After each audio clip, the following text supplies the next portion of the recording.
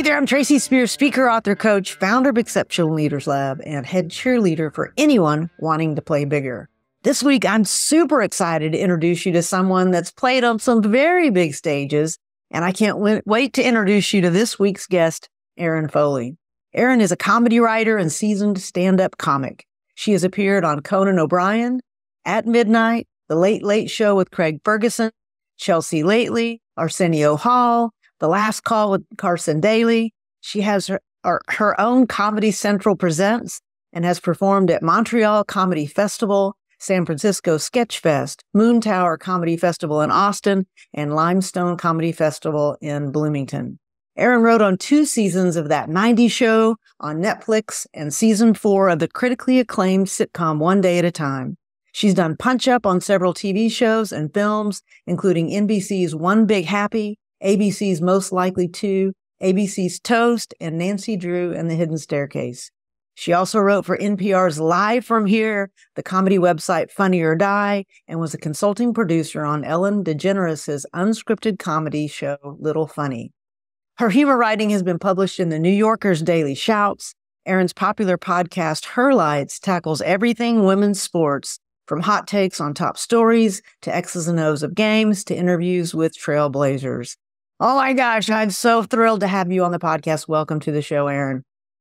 I obviously should have given you the abridged version of that bio. I can't believe you read it all. You sent me a shitty short draft. I'm not going to lie. I had to go and find all of the other things because you're such a big deal, and I wanted my audience to know that. So there you go. It was wildly uncomfortable hearing you say all that. What's the thing that you can't believe you've done from what you just heard in that? What was the thing that you were like, wow, that was amazing? I think, honestly, it was the Comedy Central special all those many moons ago, because back in that day, it was like, late 2000s. All they had was Comedy Central. Like, it was just one channel. There was no streaming. There was no, all these other specials. And so that was it. And there was probably maybe 20 of them shot a year, and maybe 2 were women. And I'm not exaggerating by any means. And so there was such limited spots for women. So I think getting that, which was just a huge, huge life goal, and loving it and having it turn out really well, and we taped it in this beautiful theater in New York City, and friends and family, everyone I've ever met was in the audience. I mean, it couldn't have gone any better. Drank champagne, danced all night. It was like one of the greatest nights of my life. So, oh my gosh, I think probably that. Yeah, I love that. Listen, how exciting! And I want to talk about all things that are important to you. The podcast is Shift Out Loud. I want to start with the customary, kind of give us a little history about you. But I want to also talk about that lead up to that ends up being the thing you comment on, and amidst a pretty amazing resume. So I want to hear the lead up to that. But tell the audience, if you don't mind, just a little bit about you, your background, and then we'll dig into all the good fun stuff that I just read about. Yeah, I'd like to really stress that this is not a joke. I had no intention of doing anything that you just said that I did. I had no comedy background, no theater background. I have a family of blue collar teachers, and I just knew I wanted to live in New York with both of my sisters after I graduated college. By the way, my dog is on my lap, listeners. So Tracy's face is like, what are you doing with your lower trunk? It's because my dog is on my lap. I wasn't going to say a word. Yeah, she's just now, okay, moving around. So yeah, I just think sometimes when I look at what I've done, I think I can't believe it. And also I think it's a really good example of not how good naivete works. Just kind of hurling yourself in there no matter what age and doing it, because I mean, I'm not counting putting myself down, but I truly feel like if I can do it, anybody can do it, given I didn't have, plans for all of this. In college, I was I was an athlete. I hurt my back. and I couldn't study abroad. I couldn't play basketball. And I had this time for the first time in my life. I literally had free time, and I'm not good at free time. And I thought, well, how do I fill it? I didn't even know myself like as a person. Probably still don't. I put a lot of to-do lists in my way. But essentially, there was an improv troupe at my college, and someone's like, "You're funny. You should do that." I was like, "Oh my God, absolutely not!" And my friend signed me up for the audition, and I was like, "Well, I'll just go, whatever." I had all this time, and wound up getting into the troupe, and then loving improv comedy, and then did that for a couple years, and then like junior and senior year of college, then moved to New York City with both my sisters. And I thought, well, I'll just like do this improv, whatever that means, for like a year or two, and then go to grad school and be a teacher, because like everybody was a teacher. I had no idea what I wanted to do.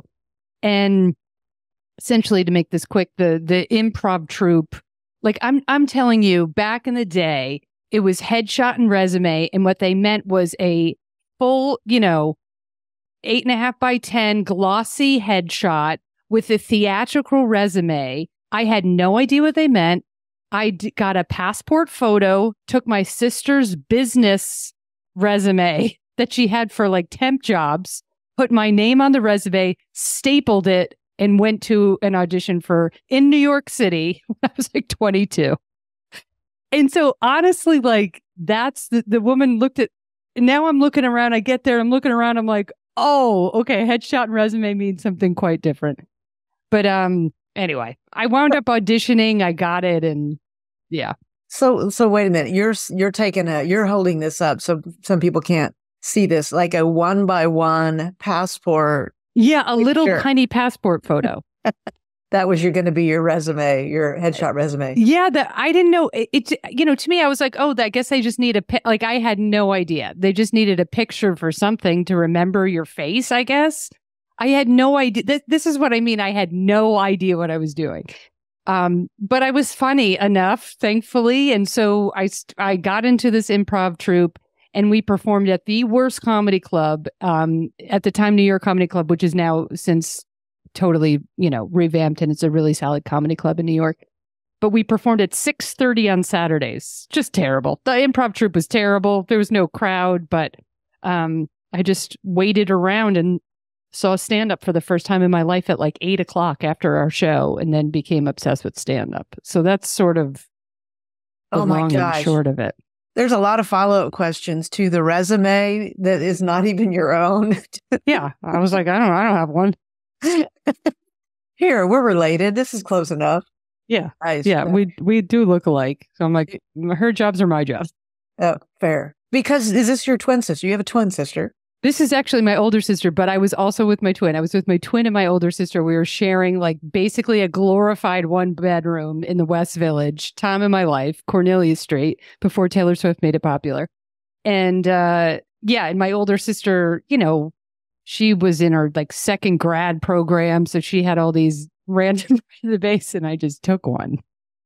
That is, listen, when you I'm picturing the three of you in holed up in some, I'm assuming it wasn't a giant apartment. I'm assuming very tiny. Okay. So, I mean, was the dream to live in New York, or was the dream to be discovered in New York? What gets the three of you to New York? I have to say it's my older sister. I have to thank Tara for that. She, my parents are New Yorkers, but we weren't in and out of Manhattan a lot when we were younger. But my older sister knew, we always said she was like, 10 going on 40. She knew she wanted to be in New York City since she was a child. And she always talked about it. And then my parents took her in a whole bunch. And she went there. She went to NYU at 17 years old.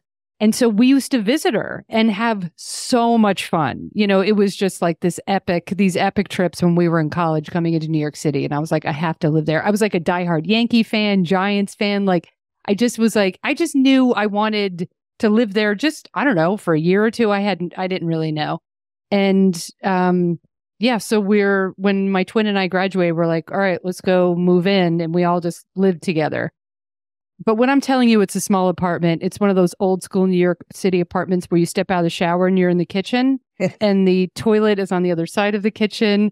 I had a mattress that then I was in like the living room, dining room, and I slid the mattress under the dining room table, like at night or during the day. Like, yeah, it was so fun though. I mean, we didn't care. Like I was only for a couple months and then, whatever. But yeah, it was crazy living. What does Tara do now? She is a professor. She has 3 masters and a doctorate.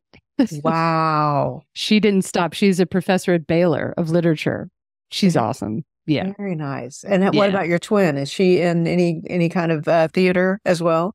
Oh God, no. She is an amazing, she's a social worker. She has a master's in social work, a master's in public health, and she works for the county, LA County, getting pregnant women with HIV back into care.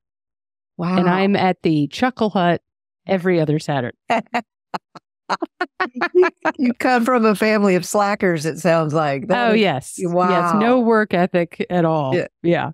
But they're wonderful. Let's talk about your parents. So they are both, you said your mom was a teacher. Tell us a bit about, and you didn't live in New York City, but you lived where?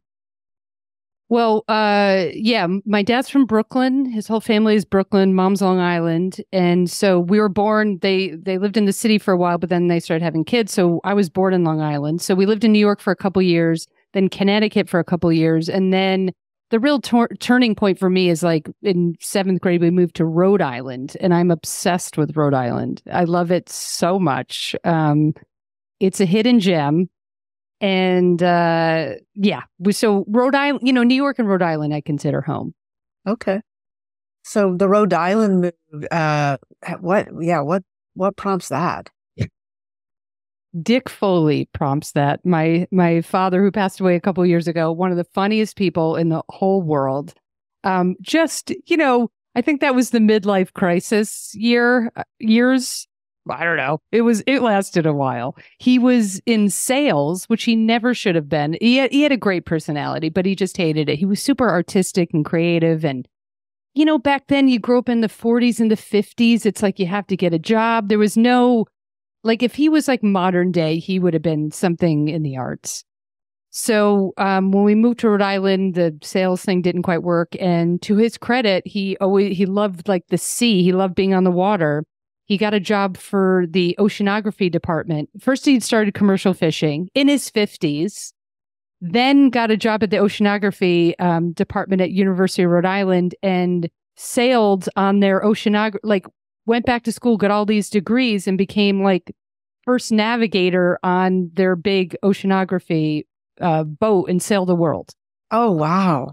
I know. He's a nutball. I loved it. It sounds like when your group is passionate about something, they kind of go deep. They just kind of go all in. And then there's you, but there's a segue to that. But like you're acting and saying as if, oh, I just didn't have any.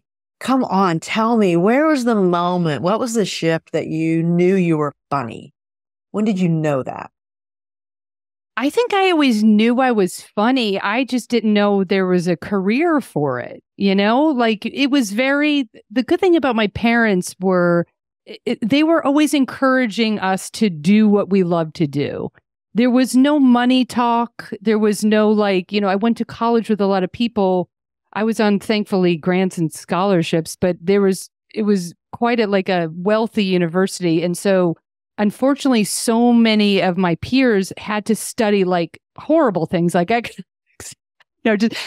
I'm sure they're all loaded now, but they were miserable. They weren't studying what they wanted to study because their parents were paying for their education. And I don't know, I remember talking to my mom about that. And she was like, they were very big on do something you love. Mm. And, we have a running joke. I wish one of us had gotten to business. It would have been a little bit more lucrative than social worker, stand-up comic, and professor. But we all really, truly love what we do. So obviously that's the most part. But I don't even remember your first question. But when did you know you were funny? Oh, okay. So yeah, funny family. Everybody's funny. Okay. And so yeah, I always knew I was funny. It's just that how do you make a career of it? You know, so that's why I thought, oh, I'll just bounce around in the city for a while and then that will end and then I'll get a real job. Literally, that was, I had no idea you could do this. But then when I started doing stand-up, stopped doing improv pretty quickly because there was like 7 people trying to go in 7 different directions. I realized, I love this. I can write, I can say what I want to say. I'm in charge. I don't have to depend on anyone. I have a pretty incredible work ethic, like Foley family, like just, it's to a fault. I can just do this. And then I caught the bug, like really early on. I would say the first time I got up on stage, it didn't go well, but I could see like the potential.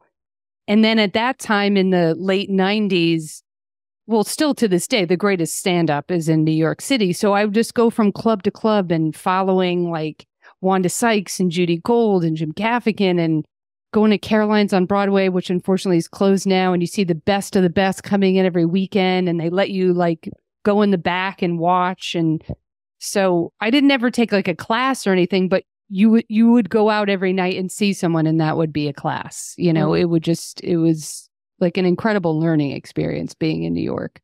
Who did you most identify with at that point? Like, you saw a lot of people we probably have heard. You just mentioned a lot of names we know, and probably a lot of people that we didn't. Was there someone that you were most interested in their style, or were you just taking a little bit of everybody and creating your own? I think, at that time, I always looked up to the women. There was Susie Essman, Joy Behar, and Judy Gold were like the queens of New York. They are 3 to this day, some of the most fantastic people and stand-ups I've ever seen in my life. So I really tried to emulate them. And then when I started watching some stand-up on television, I saw Maria Bamford. I don't know if you're familiar with Maria Bamford, but she is just one of the most unique.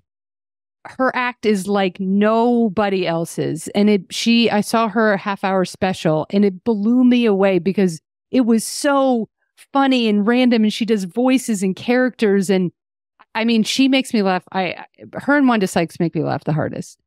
And so after I saw her, I thought, oh, well, anything is possible on stage. And that was like a real like light bulb moment of like, it took me a long time to like get there and get comfortable and stuff. But I think those 4 women, and then Wanda Sykes. I used to see her. I don't think she lived in New York at the time, but anytime she came to New York, those were the women that I just tried to emulate or, just look up to. Still to this day, quite honestly, they're all amazing.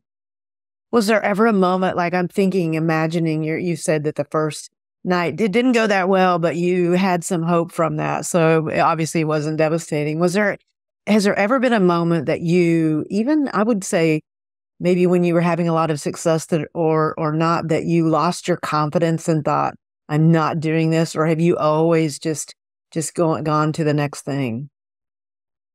No, there was definitely, I think around, I don't know how many years in, but 17, 18 years in, I just got so burnt out. This is like around, I started to feel like this was not fun anymore. Probably 2017, 18, 19, those years. I started getting really anxious on stage. I was just so, I think what it was, I was just so burnt out. I had been on the road like pretty consistently, and I knew it was like, I couldn't sustain it. Mm-hmm. It wasn't stand-up itself. It was the life around it. I couldn't do it anymore. And it was making me incredibly uncomfortable on stage. And I've never been uncomfortable on stage. There's always fears and anxieties and are these jokes going to work? Of course, all of that. I'll never write a good joke again, all of that. But I've never physically been uncomfortable in front of people. Nice. And so I just decided, even a couple years before that, I could almost see the writing on the wall. I was like, I've got to shift. And that's when I started punching up people's scripts because all the writing is out here in LA. And really fell in love with TV writing. And so I thought, well, I'm just going to slowly kind of, take a little break from stand-up and see if I can get some TV writing jobs. And yeah, just basically was in writers groups. And I mean, that was like a huge learning curve still to this day. So I just, kind of taught. I was in writers groups. Everybody taught me something. I read tons of books. I read tons of scripts, and then just trial and error, rewriting and rewriting and rewriting, and then got a couple jobs out of it, which I'm, so grateful for, because that got me off the road. Then the pandemic hit anyway. And Wow. it really changed my life. It really changed my life. It got me out of, took off all this financial pressure, got me off the road. And just lately, I would say in the last 6 months or a year, I'm excited about stand-up again. Really? So you are back to being excited about it. So how fortuitous was that? If that happens right before the pandemic, because as we, I do a lot of keynote speaking, the business just went to nothing literally overnight. I love that you already had something in the wings. What was the first, and you call it a punch up. So that is where you just take a script and make it funnier. Is that what that means? Yeah. You can get hired. Like on One Big Happy, my buddy Liz Feldman, who did Dead to Me, and she's got a new show coming out on Netflix. She's brilliant. We happen to be friends, and when she was working on Two Broke Girls, she kind of was like my mentor. She's nothing but supportive and wonderful, and I started punching up scripts with her, and I was like, oh, okay, so this is like a whole new world, And then when she got One Big Happy, which is maybe a 6-8 episode order on NBC years ago, she hired me to come in on kind of the weeks when they were filming and show nights to pitch jokes. Okay. So that was my first job in the TV writing world. You do a lot of punch up for free. You just to meet people, to get in. I punched up a gazillion scripts on show night. Because you just say yes to everything. You want to get your foot in the door, and with no credits. Yeah, no credits. It's okay. I mean, everybody does it, I think I did stand up for 6 years without making $1. You know what I mean? It's you just do, it's insane, but you just do it. And then eventually my father would always be like, what do you mean you're not getting? I'm like, I don't know what to tell you. When you started fishing and you weren't catching anything. It's like that, Dad. Yeah. Although I would have never said that, but yes, that's exactly what it was. Fair. The timing, I really, really got lucky. I got my first job on One Day at a Time in September of 2019 or October of 2019. And we were filming, we wrote all, I guess it was 13 episodes. We wrote them all. We were filming we got 6 episodes filmed, and mine was the 6th episode. Mine was the last episode. Then the entire production got shut down. So I was able to get residuals. I was able to, get a credit. And then, we were holed up, and there was no jobs and no money. And oh my God, I got so lucky. Yes. Oh, I'm so glad. When you are in that space where you're now, that's drying up, but, or was it what was that a really good time so they had to shut down the production, but did the writers continue to write, waiting for this to pass, or what happened? Were you on? No, everything shut down. Okay. If you were, we had written all the episodes, so there was really nothing for us to do, which was a bummer. We were the showrunners, were so efficient and so wonderful that we had it all done. Okay. On other shows, it's so dysfunctional, you just keep writing forever. But this was just just a fantastic experience. So yeah, I was doing stand up over Zoom. I mean, it was crazy. I was rewriting scripts just to, write more stuff. But basically, essentially, everything kind of just ended. Yeah. Take me through that for you when you just said you started to do stand-up on Zoom. What was that process? And was that successful for you? Was it more just you needed to connect with an audience, or was it you were on the hustle? What was that experience? We all made some money here and there, but it was absolutely a way to connect. And it was a wonderful thing. I look back and to me, it's crazy doing stand up on Zoom because you can't hear anybody. Like, sometimes you have designated laughers and stuff. But I had a monthly show called Gays R Us for, I don't know, 15 years in LA, something like that. And so I had ended it for my writing gig. And so I brought it back over Zoom. We did a monthly show, and every month it felt like a lifeline, and then it opened up and people, could all around the country, they could come, they could log on and laugh. And it was truly cathartic. There was so many shows that did that, and it kept us going, I know, as performers. And I got such great feedback of like, we're just going to, we're not going to think about anything. We're just going to laugh for an hour and a half. And that was super special. I'm sad I didn't know about it. It didn't make it like Oklahoma. So I'm sad about it. Maybe I can go find it. So take me through, because you've already talked about a lot of shifts. I want to go back for a moment, if you don't mind. And I'm like rereading some of these things on your resume, like your, the Late Late Show, all of the things that you did. Was there anything that you look back and you go, I wish that would have turned into something different, or there was something that you didn't do that you wanted to do, or were you just, because you did a lot of really big things. I have to say, if I walked away right now, and became a librarian in Hawaii, which I threaten at least once a week, just read some books and surf. I just became obsessed with surfing during the Olympics. Of course. I don't think I don't know if I would. There's nothing I have to say. There's nothing like I didn't do that I wanted to do.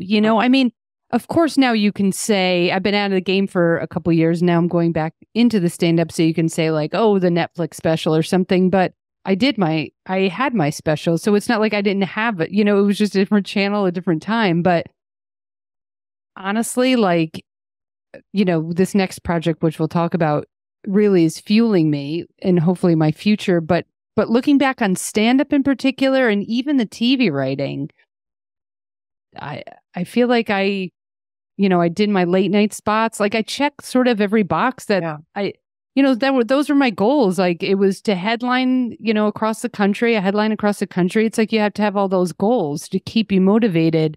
Late night spots and a special and 3 albums. Like I feel really proud of all that stuff because that was blood, sweat, and tears. And it was difficult. It was difficult. I want to ask a follow-up to that, but I want to say I love that was your answer, because as I have, learned a little bit more about you and reading a little bit more about some of the things you have accomplished, I always love it when someone is where you are with that. Like, I did what I wanted to do, and there was, not, but if I could have just done this, that you are satisfied in that sense. I know there's big things coming, and I do want to talk about the shift. I know where you're headed, because just for transparency to the audience, this is our second podcast because you will not hear the first podcast because of a lot of technical issues.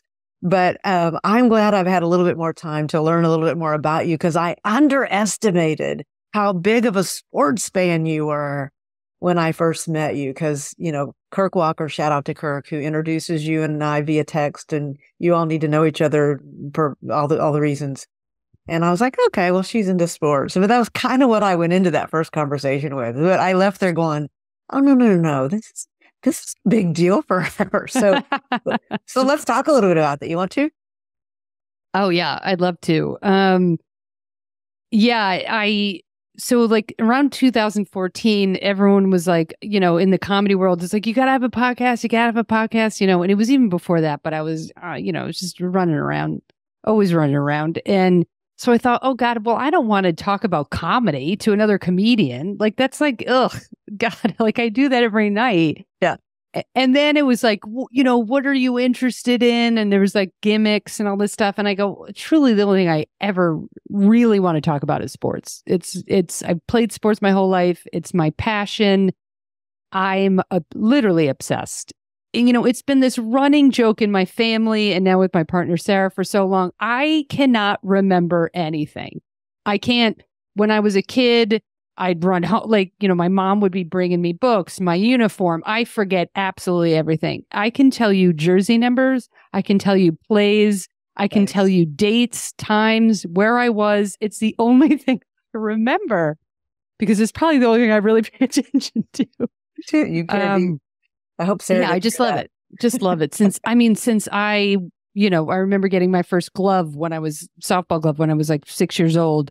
Hockey sticker albums, baseball sticker albums. You know what I mean? It goes back so far, and I've loved it for so long that I did so I started a podcast. It went for about 5.5 years called Sports Without Balls. And I interviewed, I know it's such a dumb title. That's the greatest.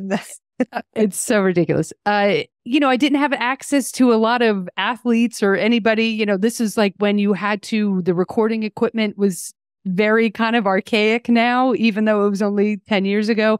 I had to go into, a studio from 1 to 2, and that was the time slot I had. Right. Now the world is open and it's so much more accessible and exciting. But the last year of it, I just switched it over to just interviewing women in sports, female athletes, whatever. So I stopped that when I started writing because the writing schedules are insane and I just kind of needed a break.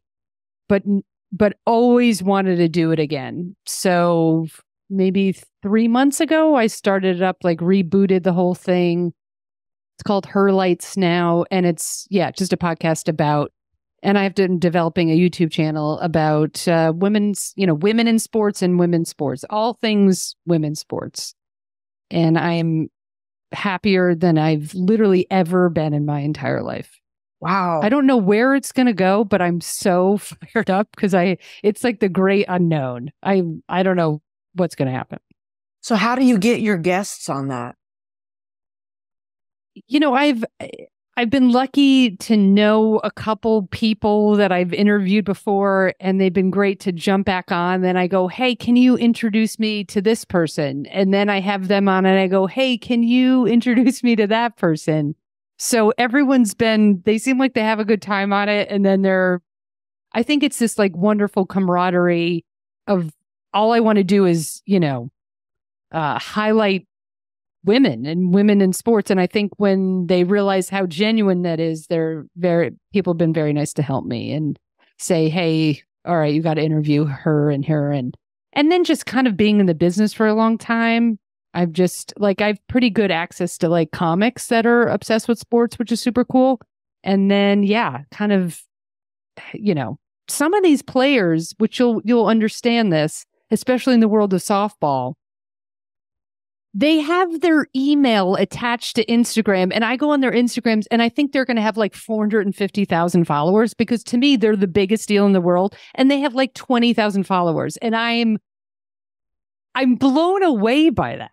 Some of these Olympic athletes, you go on 30,000 followers and you're like, you just broke a world record. But I think it's slowly, obviously getting better. But I still can't believe, how much actually kind of direct access you have if I'm not saying they're all replying yes, but I can get to a lot of them. Yeah. Just by simply trying to hunt them down. That's right. Yeah. I want to introduce you to Sherry Kemp. She, do you know her? Oh, yes. Okay. I mean, she's a softball queen. Yeah. Have you done it? You haven't done anything with her yet? No, I haven't. Okay. Well, I just did a podcast with her a couple of weeks ago and I mentioned you to her and she sent me a follow-up email and said that please introduce me to Erin. So she wants to be on your show. So oh my God. There you go. That'll be that's what I mean. It's so nice. People, I think, really want to help people with celebrating and uplifting women, hopefully in any realm. But for me, it's the sports world. Yeah. So as you know, I played softball at OU and I was there long before we ever won anything. And, but I bask in the glow of Patty Gasso and all of the things that happened. So I went for all these years with never even really mentioning that I played softball and all the things. And when they started winning and then people got super interested. And so there's this, Patty Gasso got up and he gave this talk when they opened the stadium. And she said when she first started at OU, the players actually sat in the stands with the families because the dugouts were so small. And like we played on a city field, like we didn't even have nothing. So to watch it go from that to where it is now, and your point about how there's so much success, but the interest has been lagging, but it feels like there's a lot of momentum right now for you to be capitalizing on. Are you encouraged by where we are now? Are you still a little bit like, wow, there's only 20,000 people following you? What do you see in the horizon? And we just did the Olympics. Like I thought of you many times because I thought, I bet you were losing sleep. You're probably watching double coverage and all the things. So there were 4 questions in there. Worst interview Well, ever. I'll jump into the Olympics question. Okay. I have 2 really good friends in comedy, Tom Papa and Fortune Feimster, and they have a show on Sirius Radio called What a Joke. Okay.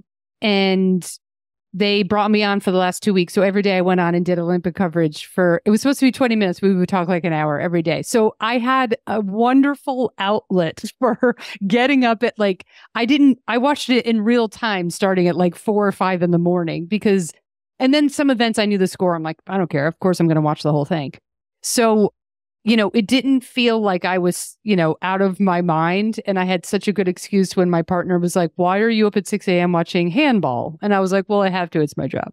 So I got very lucky and had so much fun. I had an absolute blast. So just to go on the radio every day and talk about sports, it was a dream. So that was super fun. That's what I mean about like not knowing, right? Like I start this just like, okay, I want to do this. And now it's like, it's only been a couple of months and it's evolving already to opportunities like you can't even see. And it's pretty just incredible of just like this thing that my partner, Sarah, always says. It's like, well, I mean, she's a life coach, so it's pretty, she's packed with all these amazing little things. But, what they always say is like, you have to start, right? Like you just have to start. And that is by far the hardest part. Like, I tried to start it last summer and the tech and then I just was like, all right, I'm going to do this. But as far as I think softball in particular is the next sport to explode because it is gaining so much momentum. The numbers have been there, for NCAA, I would say going on 8-10 years now, steadily like, I cannot handle Oklahoma winning one more year. I can't. This feels like I have to watch the Patriots win the Super Bowl yet again, and I'm losing my mind. But it's also Patty Gasso to me is like, she's Pat Summitt. I feel like she's the Pat Summitt of softball. She took a program, but I'd love to speak with you about this. Like, I'd love to know how it was and how it, to me, she changed the course of softball, not for Oklahoma, but for all of softball. And I think you need dynasties and you need these teams. Now I have a team that I just don't like. That's awesome. You know what I mean? That is awesome that I can't stand Oklahoma. I'd love to talk to Patty. I could talk to her for 3 hours, but like because I have my team, right? But I have my UCLA team, and how wonderful that I have this UCLA team. And UCLA people can't stand because they win too much. So right. It's so great. It's like now we have these rivalries, and Florida, hates this team, and like randomly I'll fall in love with a team during the in the tournament that I've never even heard of before. But I can see it, I can watch it, I can obsess over it. And now, Athletes Unlimited is expanding to a year round. To me, it's about to pop. Absolutely, I think. Well, and the timing of it being in the next Olympics, and yeah, are you cranky about that the softball is going to be in Oklahoma instead of California? You want to talk about that? If you want your listeners to hear me scream for the next 40 minutes. Listen, this isn't Oklahoma's fault. Okay. They've, the number one facility in the country. And I understand that, but this is why I'm so angry. Oklahoma is The softball is huge in Oklahoma. It's absolutely huge. Fantastic. But the whole point of a host city is to bring sports and bring national attention to all these different sports, to build infrastructure. If we were to build or even have it at Dodger Stadium, because Kirk Walker is petitioning for that. And I said, Kirk, I will literally do anything to help in any way I can. You build infrastructure, then it's there. The stadium is there. Now LA can start hosting these big events. UCLA softball, you can't even barely get a ticket. There's no place to park. Now UCLA softball, like UCLA football does on the big games, they move to the Rose Bowl. So UCLA softball could move now to a bigger stadium for like big events, but none of that'll happen because effing Oklahoma has it. Well, so angry. Right when it was announced, Kirk, as you know, was on the podcast, and he wanted to be a little bit even more animated, I think, than you, but then he realized that I was sitting in Oklahoma and all the things. So he toned it down a bit. But I understand for the listeners that don't know that. So, it will be like in the Paris Olympics, they had all these satellite places where they would go to Tahiti for the surfing. Yeah. Right. So they'll go to Oklahoma for the softball. And I hadn't thought about the business case of it that you just made, because it would be funded to build a big stadium out there. And that would be, so I can kind of see that. But gosh, am I glad it's not going to happen. Wow. I might just hit exit on this Zoom right now. Well, part of me is thinking this. It's like, okay, well, I mean, I don't know where I'm going to be in 4 years. I mean, I'm sure I'll be here, but like, part of me is like, I've never seen Olympic softball, and it would be a dream to see Olympic softball. So it's like, part of me is like, do I just leave LA, rent out my place, and just go to Oklahoma and that's what I do. I watch Olympic softball instead of trying to run around LA, which is going to be a cluster F. Yes. Trying to get to random events. I'm honestly really considering it because, but then I'm like, well, SoFi is kind of down the road and I could see swimming and track. You know what I mean? It's just such a bummer because softball is like, I just love it so much. So I'm super bummed.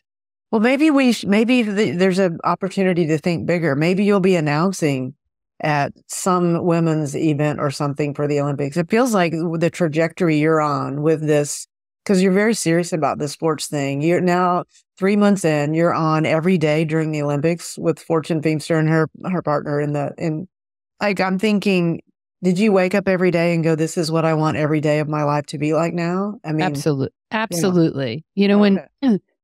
When people ask me like, that's why I think what it is I can finally see where this could go, like if, to me, getting sports fans and getting women sports on the map, I think a huge thing is like make it entertaining. Like there's a difference between making it funny to me and making it entertaining. Mm-hmm. Like, of course I'm with Tom and Fortune, we're making jokes, but I think if there's a level of, I have an insane amount of enthusiasm and knowledge, but it's fun. Like I'm not going to have like, I just had Michelle Beadle on and I've watched her on TV for the last 15 years, like amazing sports reporter.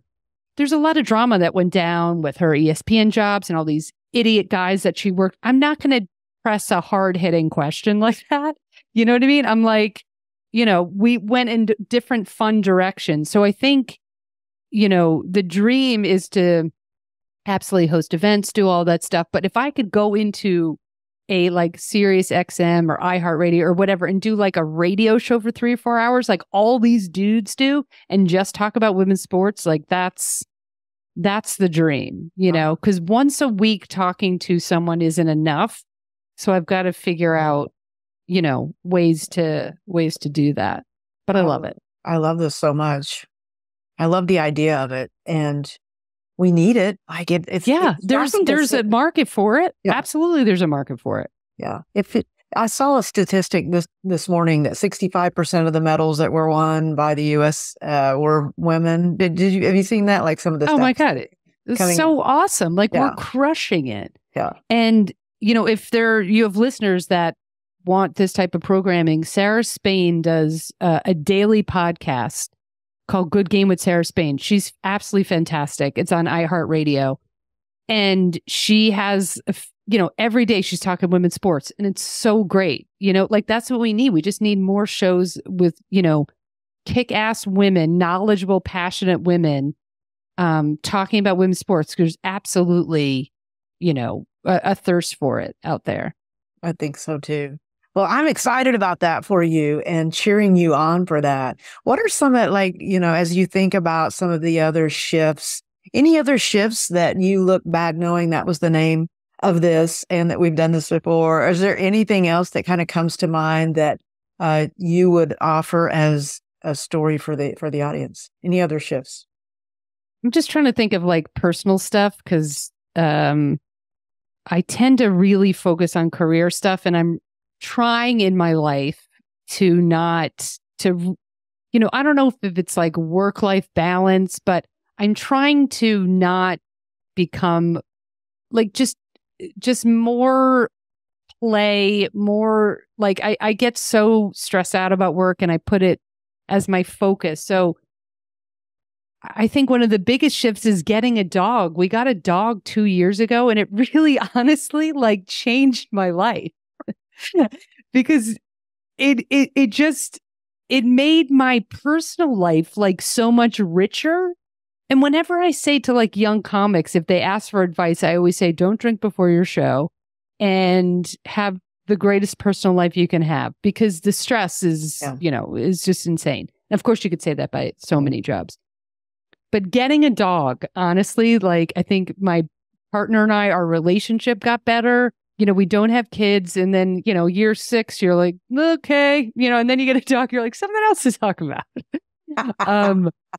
But I think it's been this real shift in my life where I'm like, I have something to take care of and focus on and not kind of like teach me to be patient more and just kind of live in the moment more. Is it sounds cheesy, but like, you hear it all the time. But I really think that was a big pivot in my life, just for overall happiness, because I'm so work dependent on happiness, which I'm trying to really work on. Are you obsessed with the dog in a way that's not normal? Probably. I think I made the right decision not to have children because I am a bit of a wreck. And that's not great, but like I'm the dad, right? So Sarah, thankfully, is the mom. I'm the dad. So she handles a lot of the responsible stuff. And then Jeter and I just play nonstop. You're the fun parent. Is that what you're saying? I'm the fun dad. But also that comes with absolutely no respect. She does not respect me even a little. Like I'm like, I try to discipline her and she's like, okay. Right. We know our relationship. That's not part of it.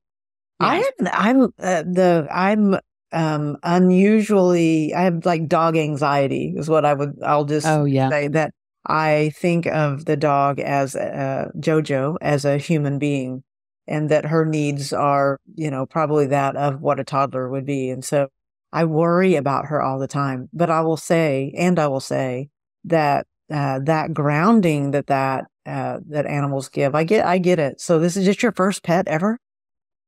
I had a lot of cats, super gay, had a lot of cats, and I love cats. I'm like a huge cat fan. Right. But this is another level of, and I'm not saying it's like, I don't know, I'm obsessed with all the cats I've had. Well, I've only had one. But I mean, growing up, we had cats, and my twin sister has always had cats. And, but the dog, it's like this whole other level of responsibility, but I think one of the really sweet things, LA, is a wonderful city. I love living in Los Angeles, but the people are hard to crack, they're not, listen, there's what I say, good LA, bad LA. There's so much good out here, and the people, there's so many wonderful people, but there's also a lot of just total a-holes and like self-obsession and the entertainment business and just gross, right? But with this dog, we've gotten to know all our neighbors and like the nice, like such cool people. And so it's brought like our whole world. Like most people don't make eye contact, you know, they don't say hi. They don't say good morning. I'm a big chatter. I like to make eye contact. Like I should be living in a senior community. I want to know everybody, like whatever. And Sarah's like, just please don't. Don't give him eye contact. With a dog, now it's like I have everybody to chat with. So it's been great. It feels like the city has gotten smaller and kind of more doable and like sweeter, our little neighborhood. So I'm real thankful for that. Well, I didn't see that coming. I love that though. Congratulations, I guess, in order. So I was just trying to think of something non-work because it's like I'm always, work stuff. I got you. So you're back on the road and a bit in stand-up.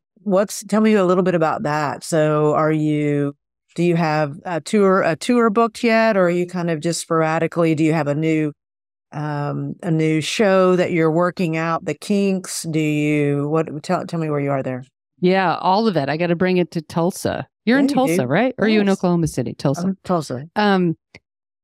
Yeah, so here's the new plan number 890 of Erin Foley's plan. I like it. I decided that in order to take, like, I don't want to go back and do the same thing I did again with stand-up, where it became my life. I was in and out of these comedy clubs. I was traveling. I'm like, it's got to be a 2.0 version. Like, I have to enjoy it more. I've got to lower my anxiety. This has to be fun. It can be work, but it also has to be fun. So I decided, because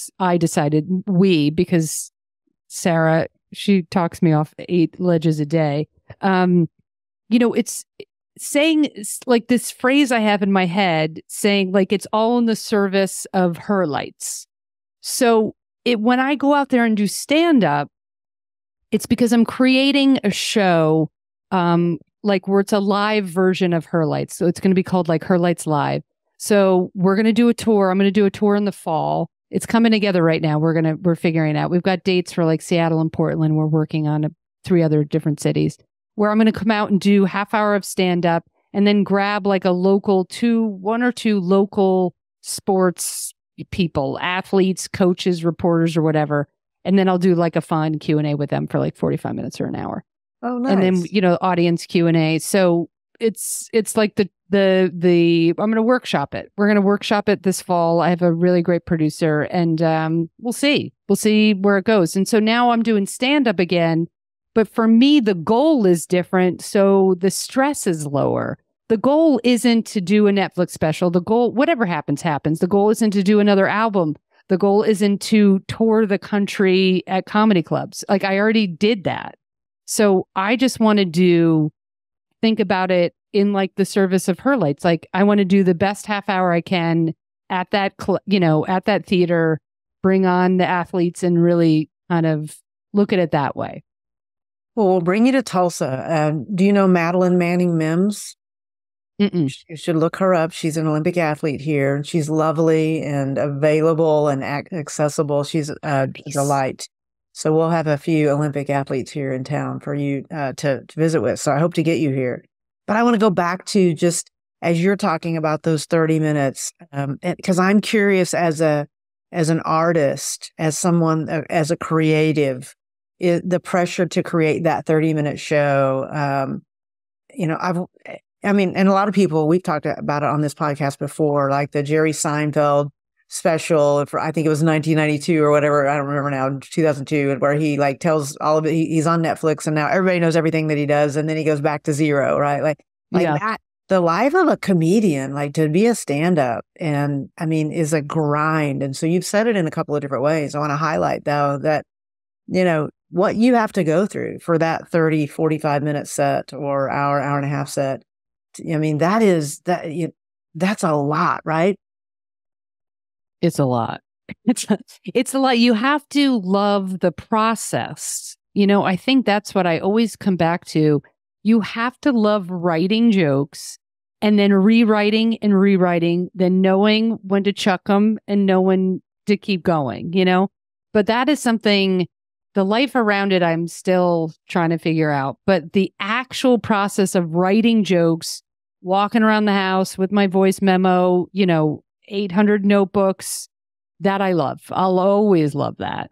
And it's this ultimate, kind of the immediacy of it is amazing. Like the other day I was on Sirius talking about how stressed I am watching gymnastics because the announcers are absolute buzzkills. They just tell us ways they're going to fall off and all this stuff. And I was getting so worked up that night. I did the same thing like on stage. And I was like, this is what I love the most about stand-up. Like you can write something that morning and try it that night. It is a grind. It's crazy. I would highly recommend it, and then also highly not recommend it. I'm like right in the middle. Everybody should try it once, but it is the ultimate creative thing to do for me. Like I'm just like obsessed with it. It just takes a long time to get your set, to get these jokes. So you have to go up and up and up and really tinker. And it's really nerdy, actually. It looks probably cooler than it is, but it is in fact super nerdy because you're constantly making every word sound like I'm throwing it away, but every word is planned. That's right. Every word is planned. So my business partner is Wally Schmader, and he and I put together the talks that I do. And he's Bernie Taupin and I'm Elton John in our partnership. And so he'll send, he'll throw it over the fence, and then I will print it all out. I'll sit in this conference room just to every single word, thinking, are my eyebrows going to be up? Am I going to, and then he'll send me, like a month later, just a little different version. And I'm like, that's not what I do. And so he and I are having this issue right now because he's like, why are you using the old stuff? Why aren't you using some of the new stuff? And I'm like, do you have no idea how long it takes to tell a 30-second story? Well, right? Like you were saying before, I would have sent you a shorter email, but I didn't have time to write that, like, like there's that whole idea. So I'm in awe when you're saying how much you like that process, knowing that for you to do a 45-minute set, the number of hours that goes into that and the discipline that it takes to do that writing every day. So I just am in awe of stand-up comedians that do that. So just wow. And that you want to jump back in and do it again and marry it with your the Herlights. I'm excited. And I'll do whatever I can to help you, by the way, whatever that means. So Tulsa, let's whip up a show in Tulsa for the spring. That could be super fun. But when you're speaking, like, does your business partner speak as well, or is it just you speaking? He sometimes he doesn't enjoy it. So he's an introvert. Which doesn't have anything to do with if you like speaking or not. But he doesn't like the part of the travel and the people and being out of his own home. He just, that's not his thing. But he's actually really, really, really good. And he's wicked funny in a way that you just have to be close enough. You have to be standing close enough to hear it, right? Because he's not going to say it for the whole group. So I'll take whatever the concept is and think about how do my stories from my life fit into that. And let me ask you this question. You said you had 80 notebooks or whatever. Did you watch the Joan Rivers documentary that was heartbreaking, by the way? Did you think it was heartbreaking? Oh, yeah. I mean, what an absolute legend. I mean, the Dewey Decimal System of all the jokes on the cards. I mean, I don't know if there's anyone that male, female, and any era that loved writing a joke more than Joan Rivers. Yes. I mean, if you haven't seen the documentary, watch it immediately.